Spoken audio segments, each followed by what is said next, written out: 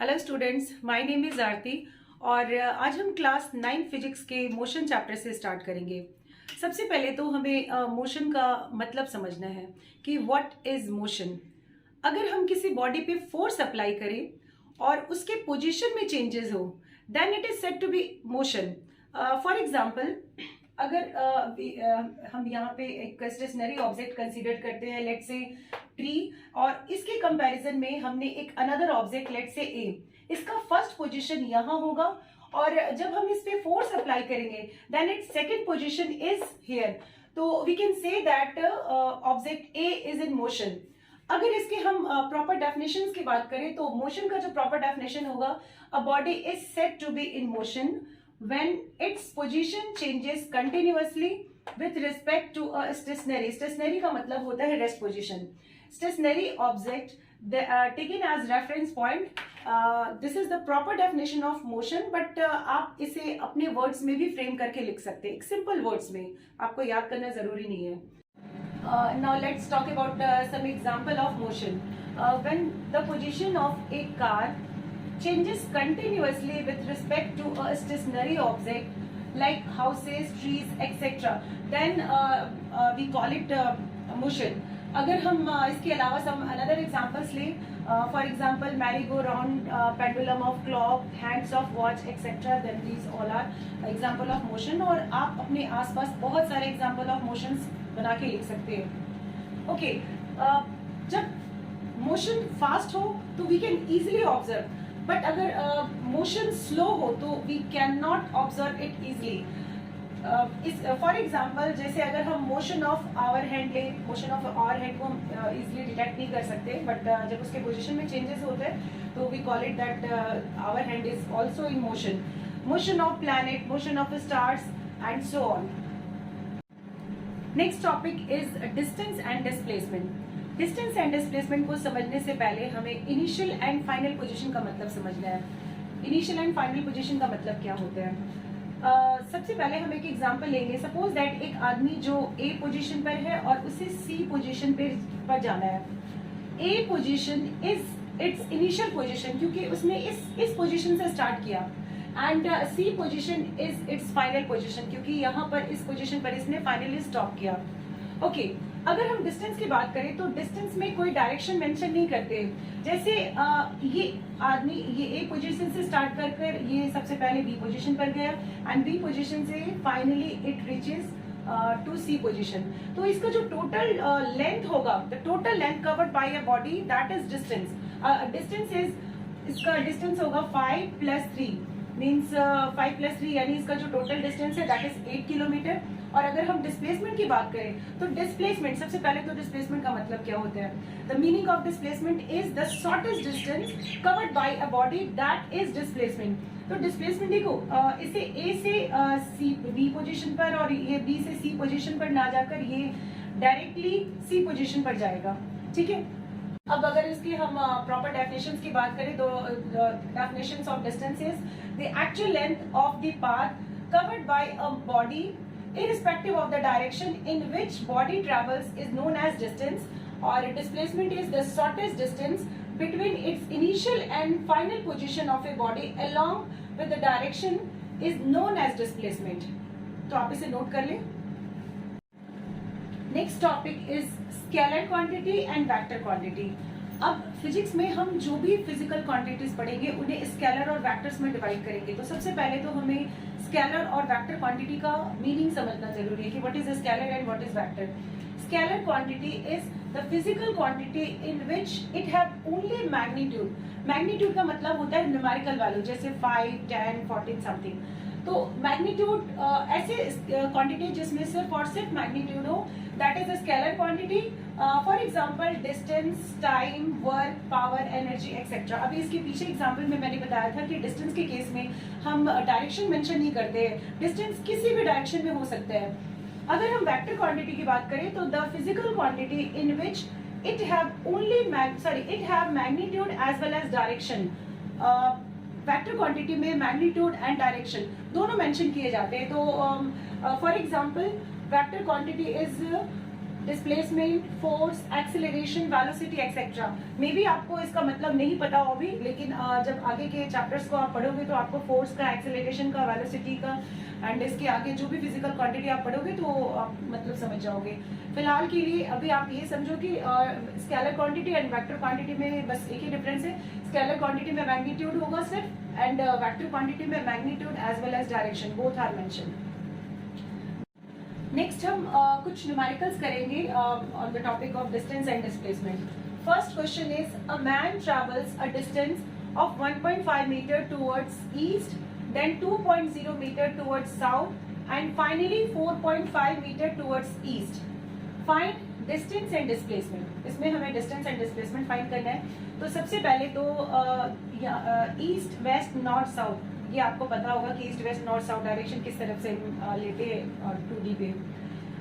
सबसे पहले तो स्टार्टिंग पोजीशन इस मैन का क्या है, ए।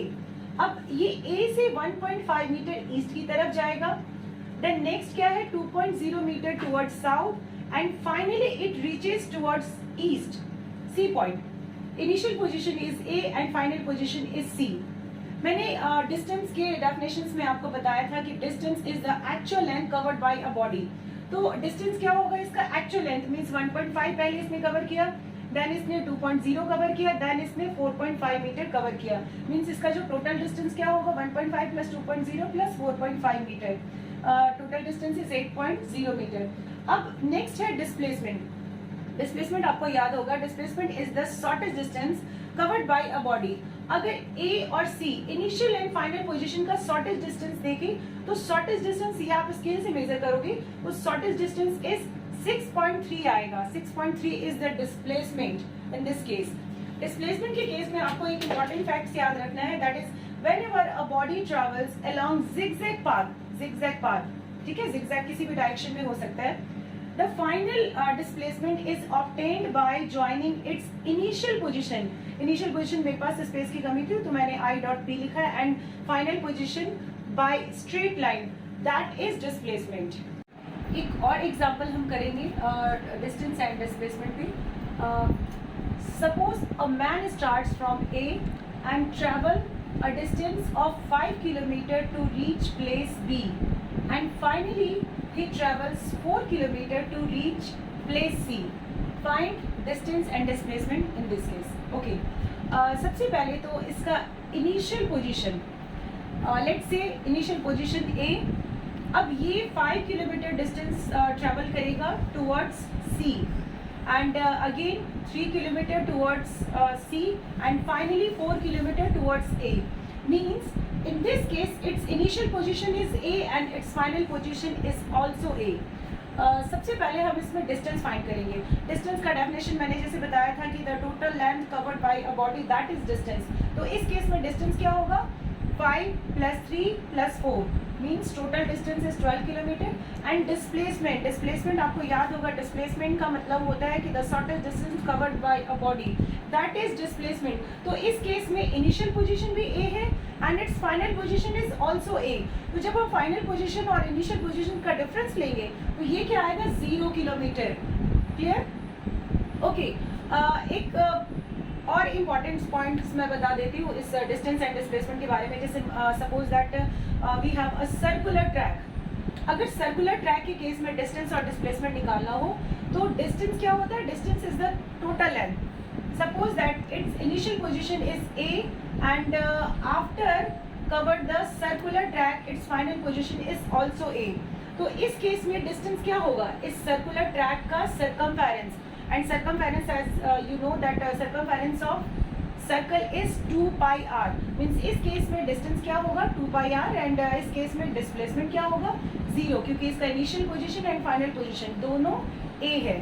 ठीक है, तो आप इसे नोट कर लें। Next topic is uniform motion. Uniform motion को समझने के लिए हम एक डिस्टेंस टाइम टेबल को समझेंगे। सबसे पहले suppose that a body is in rest position, rest position में होगा, then its initial distance will be 0 kilometre. Okay, and its time is 8 AM, starting time is 8 AM। After 10 minutes it covers 10 kilometer, again after 10 minutes it cover 20 kilometer. Again after 10 minutes it covers 30 kilometer. Again after 10 minutes it covers 40 kilometre. इस table में अगर हम ध्यान दें तो इसमें equal body जो है वो इक्वल डिस्टेंस को कवर करती है in equal interval of time. तो इसका जब हम डेफिनेशंस बनाएंगे, that is when a body covers equal distance in equal interval of time, then it is said to be uniform motion. Okay, अब next इसके ग्राफ को समझना है, distance and time graph. Distance and time graph जब हम draw करेंगे, आपको maths में ग्राफ ड्रॉ करना सिखाया गया होगा. जब इसके X axis and Y axis को हम मिलाएंगे तो ये कुछ इस टाइप से आएगा. और इन सारे पॉइंट्स को जब हम मिलाते हैं और इसे इसके साथ अगर हम इस पॉइंट्स को जब मिलाएंगे तो ये स्ट्रेट लाइन होगा. मींस अगर हम nature of uniform motion, nature of graph of uniform motion लें तो the nature of graph of uniform motion is straight line. ये 1 मार्क्स के क्वेश्चंस में ये नेचर अक्सर पूछा जाता है, तो आप इसे नोट कर लें. Next topic is non uniform motion. Uniform motion and non uniform motion में बहुत ज्यादा डिफरेंस नहीं है. जस्ट आपको इस टेबल को ऑब्जर्व करना है, नॉन यूनिफॉर्म मोशन के टेबल को. इसमें डिस्टेंस एंड टाइम में टाइम इंटरवल्स इक्वल होगा. इसमें अगर हम इस टेबल को ध्यान से देखें तो time is 10 minutes, time difference is 10 minutes. But अगर हम डिस्टेंस को देखें तो डिस्टेंस जो है इस केस में 5 किलोमीटर का डिफरेंस है, इस केस में 2 किलोमीटर का डिफरेंस है, इस केस में 9 किलोमीटर का डिफरेंस है एंड इस केस में 1 किलोमीटर का डिफरेंस है. तो जब हम नॉन यूनिफॉर्म मोशन का डेफिनेशन बनाएंगे तो वो कुछ इस टाइप से होगा. When a body covers unequal distance in equal interval of time, then it is said to be non uniform motion. Right, अब नेक्स्ट हमें इसके ग्राफ को ड्रॉ करना है, graph of non uniform motion.